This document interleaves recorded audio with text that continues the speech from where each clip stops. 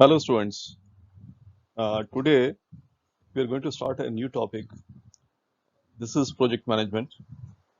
It's part of the unit 5 of subject industrial management, which is being taught in the third year. And the entire unit is based on project management.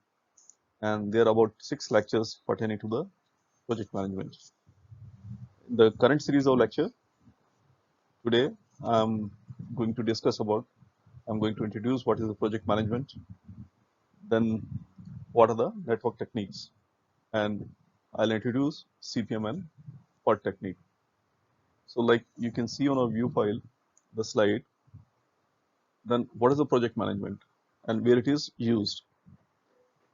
Gentlemen, you have seen a lot of projects going on. When I say project, you have to correlate this terminology with the construction of a flyover.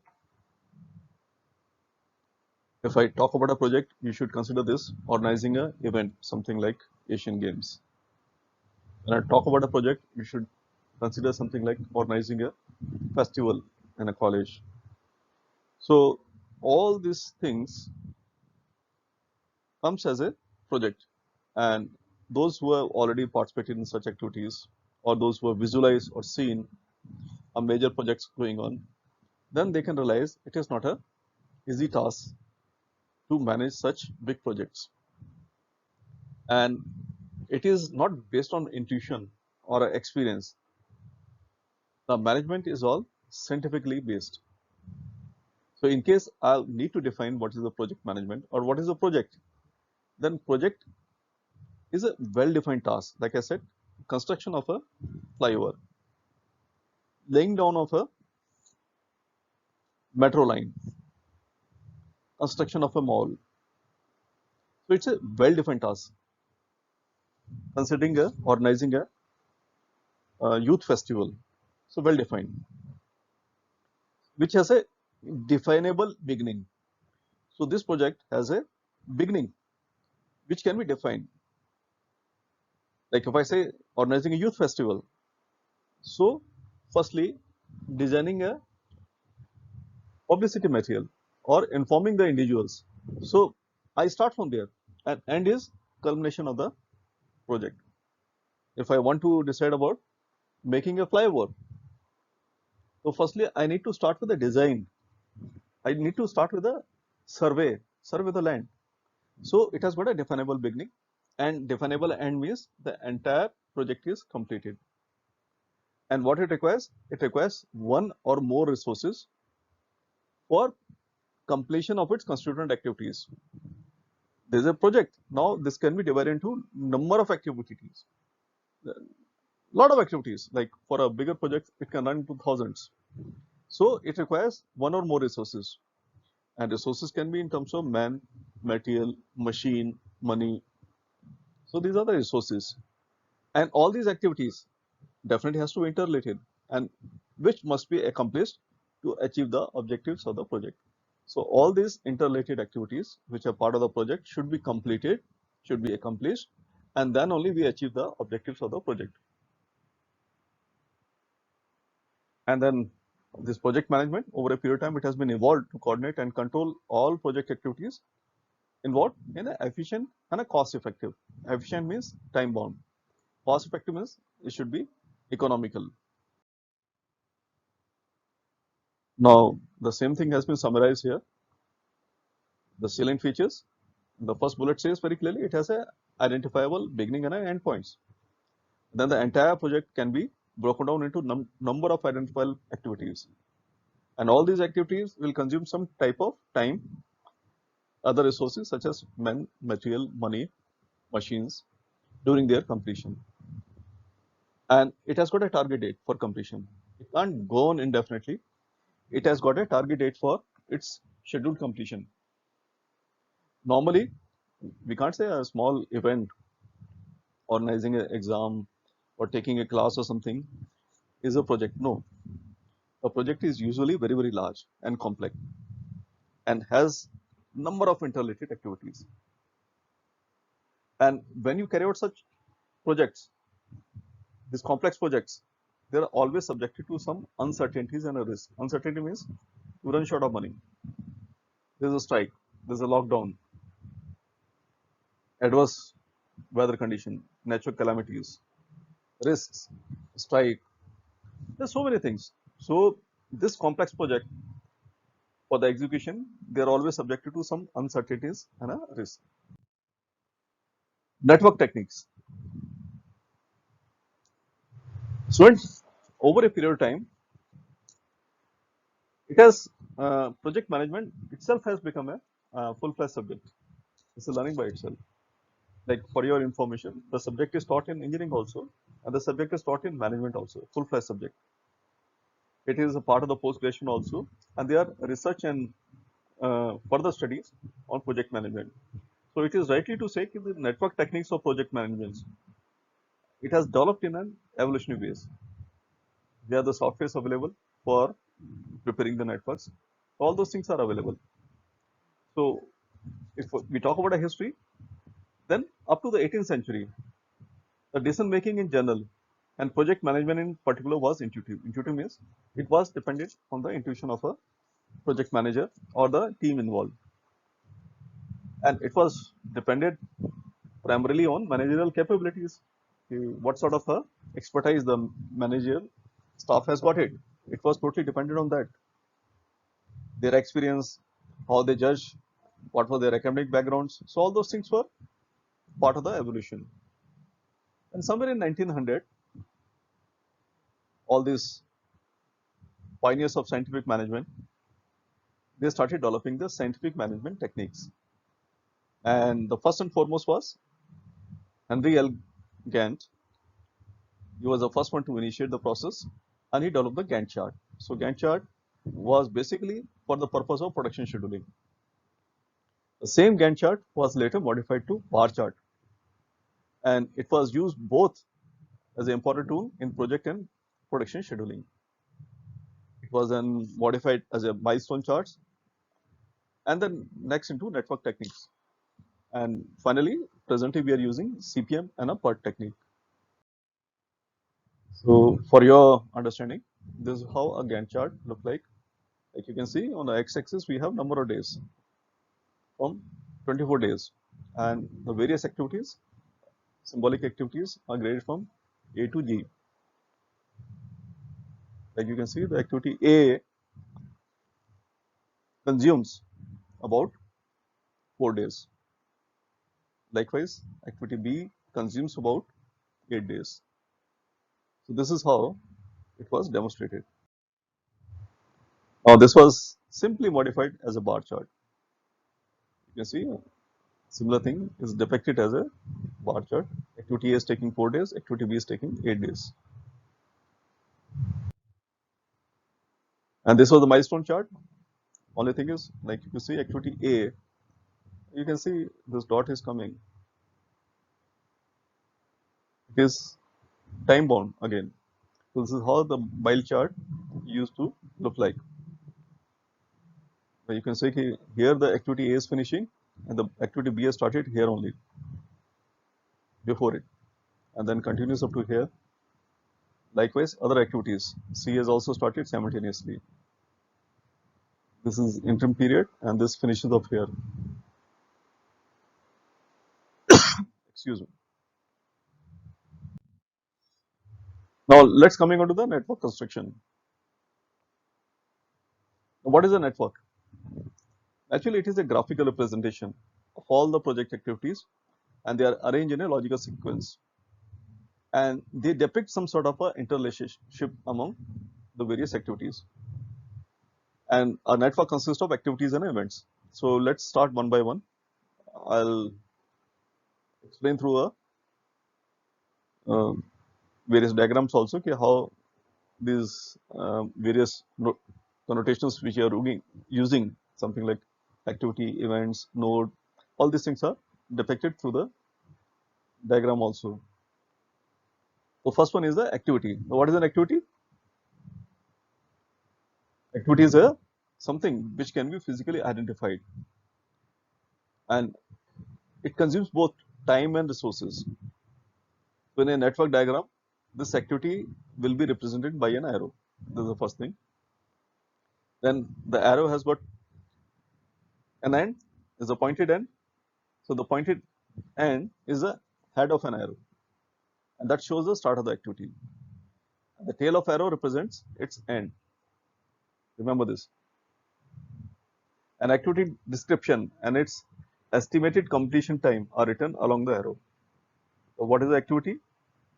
You give some notation and its estimated completion time. It is written along the arrow.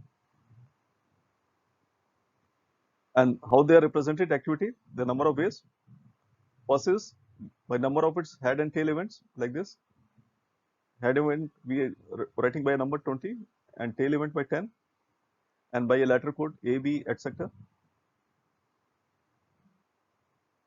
So now there are two terminologies in activity. We have predecessor and a successor activities. Now what are these? What is a predecessor activity? So this is all those activities which must be completed before the start of an activity. You have some activity under consideration, and all those activities which are supposed to finish before initiating this activity are called the predecessor activities. And what are the successor activities? These are the activities which have to follow the activity under consideration. So it's very clear. Predecessor means which should have been completed before, and success means which are supposed to follow the activity under consideration.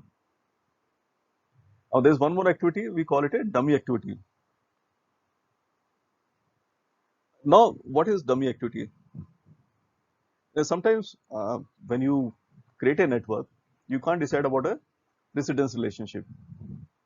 So only during the construction of the project network, only during the construction time, when you are just constructing a network, when there is no predefined precedence relationship, then you use a dummy activity. And normally dummy activity is denoted by a dotted arrow, and it doesn't consume any time and resource. So let's be very clear. Dummy activity only meant for construction of the network, and it doesn't consume any time and resources. It is just for the completion of the network, because we don't have a predefined precedence relationship sometimes. And another terminology is the path.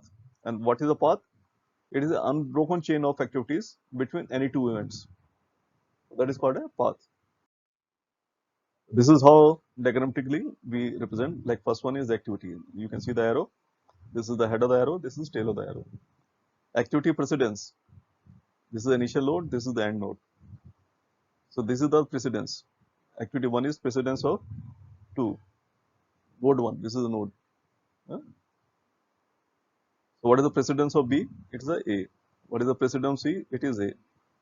What is the successor activity for A? It's a B and C. Likewise for D, predecessor is B. There is no successor. For activity C, predecessor A and successor is E. For E, this is the predecessor. For D, this is the predecessor. Same thing has been shown in this table. For activity A, there is no immediate predecessor. B, A, for C, again A, for D, B, for E, C. And what are the immediate successor? For A, B and C were the successor. For B, D was the successor, and for C, E was the successor. And this is how a dummy activity is shown by a dotted line. And remember, this dummy activity does not consume any time and resources. So what we do, like we said, each event is represented as a node in a network diagram. It doesn't consume any time or resource. And every network diagram starts with the initial event and ends at a terminal point. We draw normally a circle, and we use a number to represent the node. And this is done with the help of Fulkerson's rule. I'll discuss subsequently what are the Fulkerson's rule. And normally, let's see what are the steps which are involved in numbering of these events. The initial event, the first event.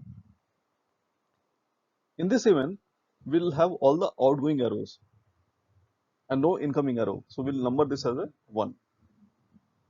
Now what we'll do, we'll delete all the arrows coming out from the node we just numbered as 1. All the arrows which are coming out of the node 1, we'll delete them. Now this will create some more nodes, at least one into initial events, then number these events in ascending order like 2, 3, and we continue the process until the final or terminal node, which has all arrows coming in with no arrow going out, is numbered. So this is how it looks like. We'll discuss subsequently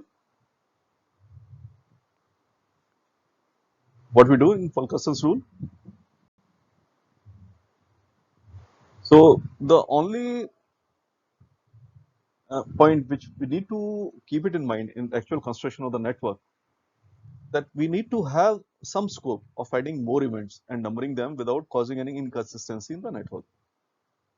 And sometimes we achieve by skipping the numbers, that is 10, 20, 30, we skip some numbers and then we can add in between. So for actual construction, this is how it is done. Like, let's call how the event representation. I is a tail event and activity A, and this is J head event. Now here we can see how we apply the Fulkerson rule. Now this, we wanted to number this. It has got starting event. We numbered this as a 1. And like you can see, we have crossed all the arrows which are going out of this. And then from top to bottom, we numbered this as a 2 and this as a number 3, because this is a having a dummy activity which is as a predecessor activity. Now, if you look at this, there are 2 arrows which are coming out. From here, 1 arrow is going out, and from here, this. So we take this, we cross both the arrows going out, right? So sequentially, we name this as a 4, and here also all the arrows, incoming arrows are not there, so we number this as a 5. Likewise, we cross all the arrows. So we have 6 here, and here 1 arrow is incoming. This becomes 7, and when we cross all these arrows, it has got all incoming arrows, no outgoing arrows. So this is number 8. So this is a very simple technique. I'll revise again. 1, I cross all the arrows. It has got no incoming arrow. It has got 1 incoming arrow left. Here no incoming arrow. So I numbered this as a 2, 3. Okay, I start at 2. I cross all the outgoing arrows. This becomes 4 because there is no incoming arrow now. This becomes 5. Here, now I come at 3. I cross all the outgoing arrows. So this has 1 arrow coming in. I can't number this as 6. But this has no incoming arrow now after cutting. So this is 6. Okay. And now I come to this. So naturally this becomes 7 and this becomes 8. There are certain rules for drawing network diagrams. Each activity, rule 1, each activity is represented by one and only one arrow in the network. Rule 2, no 2 activities can be identified by the same end events. So this is wrong to depict like this. Instead of this, we need to put a dummy activity like this. This is the right way of doing it. Number 3, precedence relationship among all activities must always be maintained. The precedence relationship, we have a predecessor activity, successor activity. So precedence relationship has to be maintained. And this is why we use our dummy activities. Like it was shown earlier also. This is the arrow used for dummy activity. No loop. Looping among the activities must be avoided. Like here you can see A, B, D, and again we gone back to C. So this has become a loop. It can't happen. It should be like this. This is the right way of doing it. The loop should not be there. Now let's discuss about CPM and APERT in detail. In the next lecture, we'll discuss separately about CPM and APERT. I'll introduce just now these 2 network techniques. CPM is an abbreviation of critical path method. Here, we use CPM when the activity time estimates. Please, I'll again repeat this. We'll use the CPM or critical path method when the activity time estimates are deterministic in nature. They can be exactly determined. And for each activity, a single value of time required for its execution is estimated. There is a single value of time. And these time estimates can easily be converted into cost data in this technique. And this is an activity oriented technique. Remember this. And what is the PERT? This is an abbreviation of project evaluation and review technique. And when we use this, when the activity time estimates are stochastic in nature. They are not deterministic, they are stochastic nature. And for each activity, three values of time. Remember, for each activity, three values of time, that is optimistic, most likely, and pessimistic are estimated. And what is the optimistic time? Naturally, optimistic, the name suggests, is the shortest possible time required for the completion of activity. And what is the most likely? We denote optimistic as TO, most likely as a TM. And this is the time estimates under the normal circumstances, the most likely. And pessimistic, like the word suggests, pessimistic, TP, is the longest possible time required for the completion of activity. So we have three time estimates. One is the optimistic TO, one is the most likely TM, and one is the TP. TO optimistic is the shortest, TM is under normal circumstances, and TP is the longest possible time required for the completion of activity. And this is the formula. We use beta distribution. And now, in case I have to calculate what expected time TE, the formula is TO plus 4 into TM plus TP. Entire thing is divided by 6. And the variance is sigma square is equal to TP minus TO divided by 6 whole square. And these are the time distribution. This is the optimistic time. This is the most likely time. This is the TP. That's the frequency distribution on this. I finish it off here only. Jai Hind. Thank you very much.